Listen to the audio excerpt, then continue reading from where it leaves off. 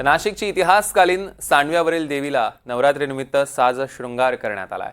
हा ही सप्तशृंगीचं दुसरं रूप अशी सांडव्यावरील देवीची ओळख आहे। नवरात्रीत लाखो भाविक या ठिकाणी गर्दी करतात।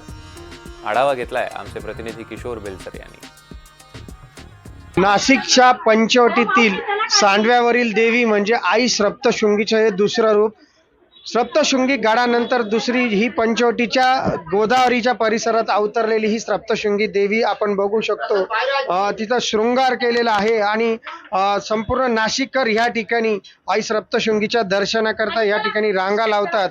इतिहासकालीन असलेली ही आई सप्तशृंगी माता आहे। त्यांचा या मंदिराविषयी आपण अधिक माहिती घेऊया राजे बहादूर ताईंकडे, ज्या ट्रस्टी आहेत। काय सांगाल देवीविषयी? देवीविषयी हेच सांगेल की वणीची ती सप्तशृंगी देवी आहे, तिथंच हा अवतार आहे आणि ती सप्तशृंगी देवी जी आमच्या पूर्वजांच्या मागे आली होती ती ही सप्तशृंगी देवी आहे। हिला सांडव्यावरची देवी असंही म्हटलं जातं। आधी मंदिराच्या मागच्या बाजूला एक छोटा सांडवा होता। सांडवा म्हणजे छोटा पूल असतो, त्यामुळे या देवीला सांडव्यावरची देवी या नावाने ओळखलं जातं।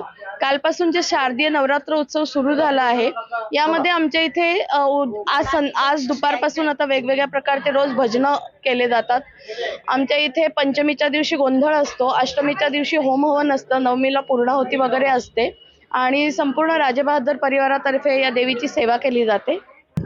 नवसाला पावणारी आई सप्तशृंगी देवी म्हटले जाते। लाखो भक्त या ठिकाणी येऊन या गोदावरीच्या तटावर असलेल्या सांडव्यावरच्या देवीचं दर्शन घेत असतात। कॅमेरामन अजित सय्यदसह किशोर बेलसरे, NDTV मराठी, नाशिक।